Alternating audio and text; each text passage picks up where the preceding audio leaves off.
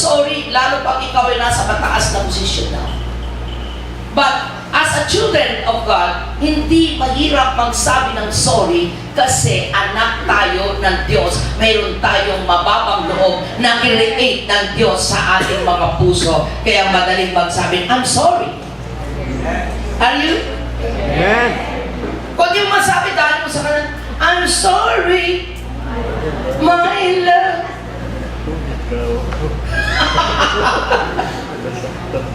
Amen?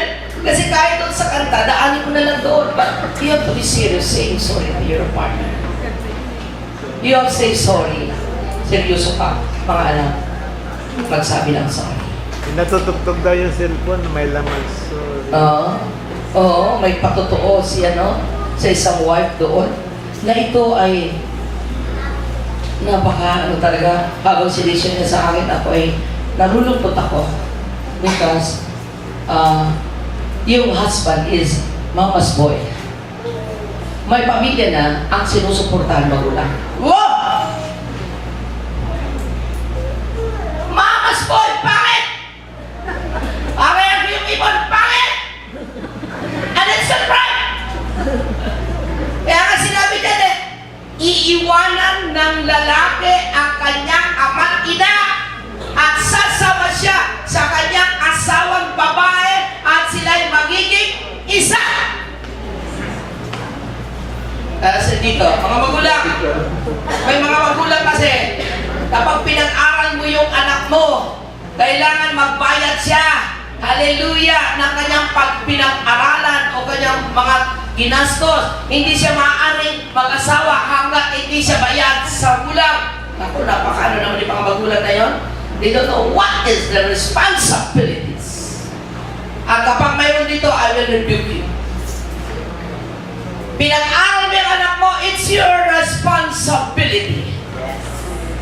Pagkamahalin ka, ang pagmamahal ay hindi dinidiman. Hello? Ituro mo sa anak mo ng tama, kahit matanda na yan, kahit may asawa na yan, hindi mo kailangan sabihin siyang suportahan ka, bigyan ka, hallelujah. Yung mga anak natin, kahit may mga pamilya na yan, sila mismo ang magbibigay sa atin para tayo ay suportahan, mahalin tayo ng pangangailangan natin na ibibigay yan. You don't need to demand that.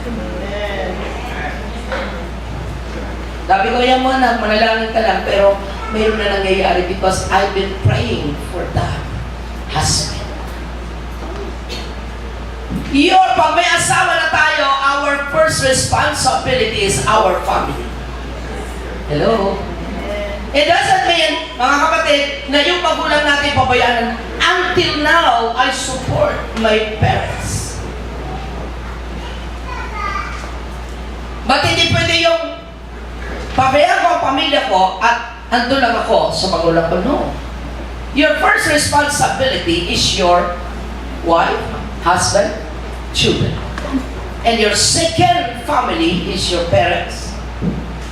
Yun ay suportado mo rin yun sa Panginoon because when you support your parents, God will bless you. Hallelujah! Palakpakan natin si Lord.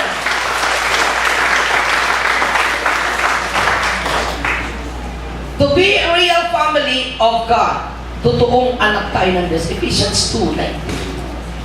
Mga anak tayo ng Diyos, real family. At kapag anak tayo ng Diyos, hallelujah. Oo. Sige. Mabilis na lang, pag nabanggit ko lang, shoot na agad. Nawala. Ephesians 2:19. Yan na. Yan na. So now, you Gentiles are no longer strangers and foreigners. You are citizens along with all of God's holy people. You are members of God's family. Mga anak tayo, pamilya tayo ng Diyos. Kaya pag pamilya ka ng Diyos, ayaw ni Lord na sira ang pamilya mo. Ayaw ni Lord na sira ang buhay mo. Ayaw ni Lord na ang buhay natin ay hindi tama. Mga anak, lagi kong sinasabi na, ako sumusunod lang ako kay Lord. Hindi na ako magbibiro. Hindi na ako makipagtaguan sa Lord. Parang, Lord, dito ako. Hindi, seryoso na. Dahil hindi masasayang ang pagsunod natin kay Lord ng tama dahil ang Diyos ang nakakita ng pagsunod natin ang siyang mag-reward sa atin. Hallelujah, kasama ang pamilya mo. Kanino kaya ang pamilya? Dito ang kandidato na may reward. Hallelujah. Kaya masarap to eh. Dati hindi ko rin alam to eh. Pero nakakilala na ako, Kuya, sa Lord. Ito na. Ito na yung ginagawa ko, tinuturo ko. Because kailangan ituro ng tama ang salita ng Diyos. And number 2, submission. Wow! Marami din dito masasaktan. Pero okay lang. Submission of the wife to the husband. Yes. Yes. You know, church, unang sinabi ng Diyos sa mga babae, submit to your husband. Wives, submit to your husbands. Alam nyo kasi, mahirap ang babae na mag-submit sa asawa, lalo na kapag ang asawang lalaki jobless. Tama? Kaya nga inuna ng Diyos, wives, submit. Lalo ngayon, uso ngayon, maraming lalaki nung walang trabaho. Ang babae ngayon nagtatrabaho. Mabuti na lang, kayong dalawa, wala na kayong trabaho. Jobless kayong dalawa. Oo. Alam niyo ba, na mahirap, mayroon akong ginounsilan. Sabi niya, Mami Bishop, hindi pa ako Mami Bishop noon. Nung rep ako, Rep, paano na ako magsasubmit sa asawa ko? Hindi niya ako alam sa kupin na masama yun. God is talking about the submission. The husband, no. Alam niya paano mag-manage ng relasyon, paano mag-alaga, paano maging tunay na tamang asawa sa kanyang asawang babae. Ito yung tinutukoy dito na wives, submit to your husbands. Lalo pa malaking kita ng babae at walang kinikita, may kinikita man ng babae ay lalaki, maliit lang. But ang sabi dito sa Ephesians chapter 5, verse 22 to 24, wives, submit to your one for wives. This means submit to your husbands as to the Lord.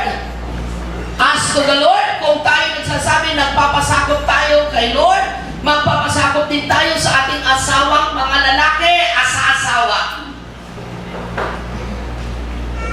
Yung iba, sabi nila kasi I am the head pastor of this church. Maaari yung iba nagko-question dahil asawa ko si Papa Rev.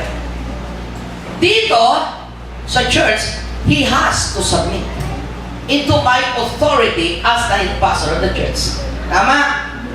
But I have to submit as a wife to him sa aming pamilya. Ibang authority ng church, ibang authority sa pamilya. As the head pastor, he has to submit into my leadership. But ako, I have to submit as a wife to him. Lagi nang nakausinan ko yung tao niyan, ang lalaki para magpasakop ng walang kakuabog-abog na ang babae. Ayusin mo ang leadership mo. Ayusin mo ang pamamalakad mo. Gawin mong tama ang pagiging husband mo. Kaya yun ang mga rason bakit may mga babae na they cannot submit to their husband. Kasi hindi nga kapanipaniwala para ginagawa lang na bagay na authority force. No. Gawin ng maayos ang dapat gampanan ng lalaki para hindi mahirapan ang babae na magpasakop. Although sinabi, submit to your husband in everything. Pakilagay mo anak, dahil mayroon ako ipapaliwanag dito. Verse 23. For the husband is the head of his wife, as Christ is the head of the church. He is the Savior of his body, the church. Verse 24, as the church submits to Christ, so you wives should submit to your husbands in everything. Let me explain. Mga kapatid, baka hindi nyo maintindihan. Sabi ko nga kanina, submit. All the members of the family should submit to your God. Ito yung may takot sa Diyos, yung asawa, hindi dominante, hindi nananakit. Kaya ang mga asawang babae should submit in everything. Kahit wala kang kita, kahit wala kang trabaho. But you have a God-fearing heart. You are loving husband. Yun ang tinutukoy, wife, submit to your husband in everything. Maayos po, balansi ang Bible. Ayaw ng Diyos ang nananakit na asawa sa kanyang asawa.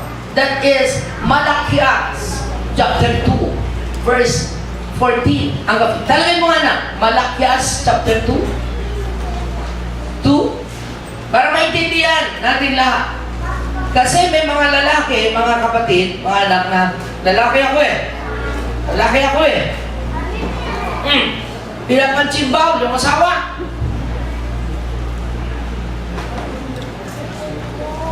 No.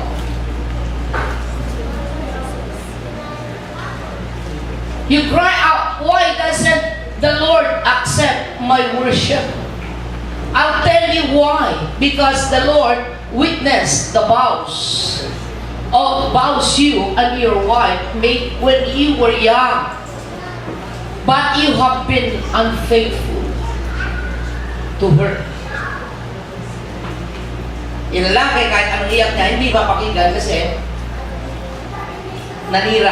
sinira ang kanyang vow, sumpa. Sinumpaang salaysay. Anong sinumpaang salaysay? Nung kayo kakasal. Oh, Pedro, do you take Petra as your lawful wife? Yes, I do. Do you promise that you will love her? Yes, I do. Tingnan to, ha? But you have been unfaithful to her. Though she remained your faithful partner, the wife of your, marriage vows. Sige pa. Didn't the Lord make you one with your wife in body and a spirit, and you are His? And what does He want? Godly children from your union. So guard your heart. Remain loyal to the wife of your youth. Sige, tingnan pa nga na. For I hate divorce. Mga kapatid, for I hate divorce. Ayaw ni Lord ang diborsyo. Ayaw ng Diyos na naghiwalay. Pero ngayon, hallelujah, ang daming naghiwalay. Because they are unfaithful. Okay? I hate divorce, says the Lord, the God of Israel. To divorce your wife is to overwhelm her with cruelty. Lagi mong inagalit yan. Galit ka sa asawa mo. Ihiwalayan mo. Bakit? Hindi ko na siya mahal. Hindi ko na po siya mahal eh. Ay, hindi po. Kahit hindi yung mahal yung asawa nyo, parang nabawasan na yung pagmamahal nyo sa asawa nyo, church. You have to pray that God will restore that love in your heart para sa inyong asawa, para ma-restore ang relasyon ninyong dalawa. Amen? Sige, palakpakan ninyo sunod. Palakpakan ninyo ma-restore. Okay. So, says the Lord of the heavens armies, so guard your hearts. Do not be unfaithful to your wife. Meron pa ba anak tinagawa? You have worried the Lord with your words. How have we worried Him as you ask? You have worried Him by saying that all who do evil are good in the Lord's sight. And He is pleased with them. You have worried Him by asking where is the God of justice. Nakita niyo yung galit si Lord sa naghiwalay. Ayaw mo na asawa mo kasi hindi marunong magluto. Magprito lang ng itlog, sunog pa.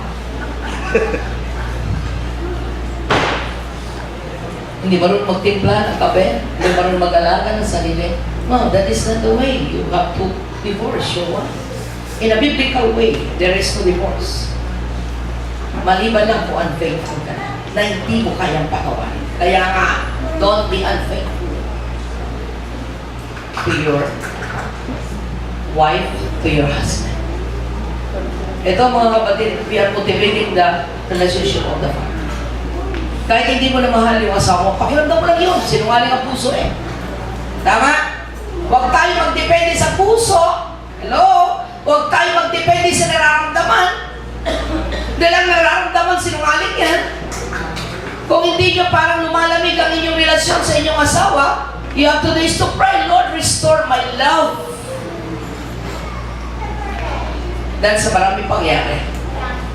So you have to be praying. Doon sa I think 12 to 13, nakalagay doon na I hate. Bigyan mo nga yun na lang, yung 13. 12 to 13. Ayaw ni Lord kasi nananakit tayo. Pinapansin pa ako ng asawa. 12 to 13. Tingnan ko yun. Yan yun. Okay. Okay. 13 na lang. Here is another thing you do. You cover the Lord's altar with tears, weeping and groaning because He pays no attention to your offering and doesn't accept them with pleasure. Yun yung hindi tatanggapin ng Panginoon yun kapag mali ang buhay. Alam niyo, maganda yung nararamdaman mo na parang hindi mo na malasawa mo. I-reverse mo yan. Reverse mo yan. Sabihin mo, I love you, husband. I love you, asawa. Asawa, I love you, I love you, I love you! Because what you confess, yun ang ginagawa ng Diyos sa atin. Amen? Amen ba? Are you learning, church? Yes. Continue ba tayo?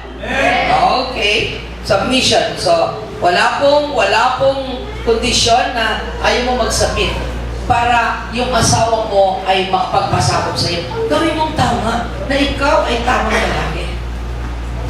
Kaya marami ngayon, hindi ko lang tinitignan, I have to explain what is happening now. Kaya maraming wife na hindi lubos sa makapagpasakop sa asawa. Kasi yung asawang lalaki, hindi tama attitude.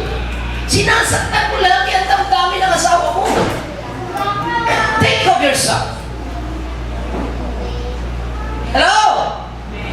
Lalaki ako eh! Lalaki ako eh! Kung lalaki ka, babae lang ako. Diba? No. Motivation is importante. Na magsama ang mag-asawa ng maganda. Alam niyo ito, tinuturo ko sa inyo. Seminar ito, kahit 3 araw. Amen? Submission. Unconditional submission of the wife to the husband. Sa Colossians 3:18. Must accept the authority of her husband. Ito ang mahirap. Hindi ka matanggap. Paano? Walang ano eh. The husbands, they don't know how to use their authority. Gamitin ng tama ang authority, mga kapatid. Para masaya kayo, masaya ang asawa na magpasako. Kung mga sanay, wala man lang against sa heart na magpasako ang asawa. Asan ang asawa mo? Hindi ka nakikinig yan. Ayan. Submission and condition. At sa 1 Peter chapter 3, verse 1 to 9 ito eh. Nato ka rin sa papalit. Pakilagay mo anak, important ito. 1 Peter 3. Okay. Yun, sabi niya, wives, submit to your husbands as it is fitting. Ayan, fit talaga yun ang kailangan pasakop ang babae sa lalaki. In the same way, you wives must accept the authority of your husbands. That even if some refuse to obey the good news, your godly lives will speak to them without any words. Ayan. Halimbawa, hindi pa mananampalataya ang asawa ninyo. Yung magagandang ginagawa, halimbawa, ay tayo, mga kapatid, ay mamimit natin ang asawa natin. Amen? Parang ikaw, Kuya Colter. Bago lang asawa mo, bagay ko eh siya ay may maganda kang nakita. Kaya sumama ka. Tama? Okay? At ito yung sinabing pagpapasako. And then even here, kahit na mag-refuse yung asawa, kapag mayroon tayong magandang ginagawa, maka-Diyos na pagsasalita, sasabi ang asawa natin. Okay? They will, by observing your pure and reverent lives. Yung mga asawa nag-observe yan. Pag ikaw ang unang nabunagin, nag-o-observe yung asawa mo. Kaya kung gusto mo talaga na mawin yung asawa mo, pakita natin yung tama, nababago tayo, may nabago. Alam niyo mag-asawa nag-o-obserbahan yan. Isa pa, kala ko may bunagin ka. Bunagin ka na, ba't ganyan ka pa? Ganun eh. Ganun lagi mo natatanggap eh. Sabi ng mga asawa, no, sasama lang ako sa'yo pag nakita ko nagbago ka na. Wow! Di pakita mo nagbago ka. Tama? Pakita natin nagbago tayo. Para mabibiyasa kung pinakita mo lahat ang pagbabago at hindi pa rin siya sumama, tuloy ka pa rin sa Diyos kasi ang kaligtasan ay individual ang ating kaligtasan. Amen? Hallelujah! Pero alam ko, sige, palapalan mo ang Diyos. Pero hindi ibig sabihin mga anak na hindi tayo mag-submit sa asawa natin dahil unbeliever siya. No. Mag-submit pa rin tayo pa-exact na pag pinagawa na ng lalaki sa iyo ang hindi kalooban ng Diyos doon sa amin. Amen? Okay. Sige. Sige, Patrick. Don't be concerned about the outward beauty of fancy hairstyle, expensive jewelry, or beautiful clothes. Huwag mong ano yung maganda. Kaya yung mga ibang paniniwala, bawal mag-lipstick, bawal maghikaw, bawal magsingsing, bawal ang lahat. Hindi yung tinutukoy, it's inside. Kahit ikaw kwentans na kaikaw na maganda pa, ang pure ang nasa loob mo, hindi rin tama. Pero hindi ibig sabihin na bawal ang maghikaw, bawal ang mag-lipstick, bawal ang magupit ng buhok, na magpaganda na. Ako, I love to make myself beautiful. Amen. Amen? Para sa Kanya. Hindi para sa iba. Ano makikita ng mga tao? Ano ba naman bishop niya? Parang nakantay din naman. No, I don't like to see at to hear that. Pagagandahin mo yung sarili mo, hindi ibig sabihin na ang pure ka. Pagagandahin mo yung sarili mo because you want to be pure before God and of course for your partner. Tama ba? Yeah. Tama? Yeah. Natututo ba kayo? Yeah. Okay. Sige. Expensive jewelry or beautiful clothes. Sige na. So you should clothe yourself instead with the beauty that comes from within. The unfading beauty of a gentle and quiet spirit, which is so precious to God. Magandang attitude, magandang nasa loob, magandang bunga, na anumang lumalabas sa ating mga labi, glorify our God. Hindi lalabas sa ating mga labi ang hindi magagandang salita dahil tayo ay binago. Pag nakita ng asawa mo yun, sasama siya sa iyo. Kasama natin ang Diyos. Di ako malulungkot. Di ako mapapagod. Kasama natin ang Diyos. Pagkasama mo si Lord, lahat ang sasabihin mo tama. Yan? Okay, anak, sige. Sige pa. Mabagal si Ma. Papalitan ko yan. Ano nangyari, Tony? This is how the holy women of old made. or made themselves beautiful. They trusted God and accepted the authority of their husbands. Kagabi ng authority ng ating asawa. Ito ang karamihan, nagpo-problema tayo na hindi makapagpasakop. Hallelujah! This is the main problem of the family. Hindi magpasakop si wife sa asawa. Bakit? May dahilan niya. Kaya kung ang mag-asawa pa rin may takot sa Diyos, hindi mahirap na magpailalim ang babae. Okay anak, sige. Sige, bilisan ko lang. For instance, Sarah obeyed her husband, Abraham, and called him her master. Hindi ni Sarah, matindi ang submission, tinawag niyang master ang kanyang asawa. Because matindi naman talaga si Abraham. Abraham is our father of faith. Talagang, kung baka sa ano, mamahalin mo talaga yun, luluran mo kung baka sa ano, parang ganun si Sarah because Abraham ay example ng faith natin. Hindi nga siya talaga mahirapan na mahalin si Abraham. Hindi nga naman talaga mahihirapan si Sarah na magpailalim kay Abraham because Abraham, he is a good example to everybody. Maayos ang buhay ni Abraham. Hallelujah! Praise God! Palakpakan ito si Lord. You are her daughters when you do what is right without fear of what your husband might do. Amen? Okay, 7 anak. In the same way, you husbands must give honor to your wives. Babasahin ko na. Treat your wife with understanding as you live together. She may be weaker than you are, but she is your equal partner in God's gift of a new life. Treat her as you should yourself. Prayers will not be hindered. Ganda nito. Kung itong mag-asawa ang sesaya ng pamilya. Amen. Tinatrato mo, husband, yung iyong asawa na maayos. Wives, you submit. Oh. And submission and respect of wife. Saan na ba tayo? Okay, number 2 na tayo. Diba? Bakit? Okay, number 3 na tayo. 3, eto na. Eto.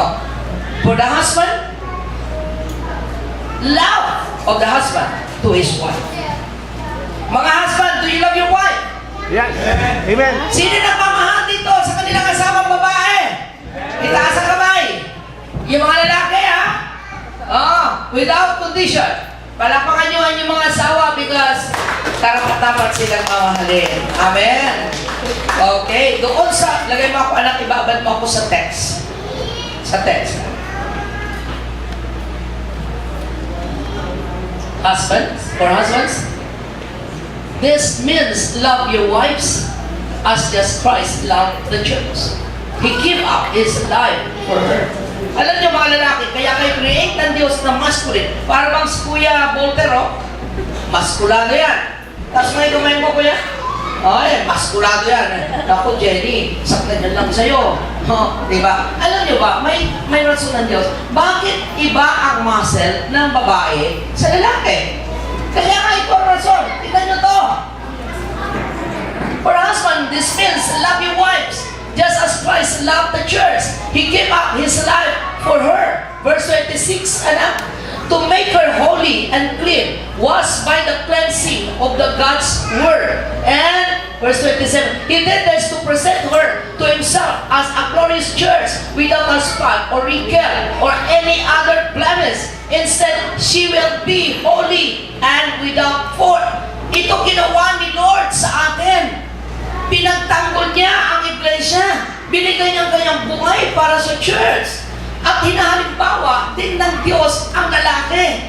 Lalaki to love their wives as Christ loved the church. Bakit mahal ng Lord ang iglesia? Pinagtatanggol niya, nililinis niya. Ayaw niya na may spot o may kasalanan o may dumi ang church. The same with the husband. Kayo ang mag-aayos, magtatanggol ng inyong asawa. Sige pa na. In the same way, husbands ought to love their wives as they love their own bodies. This is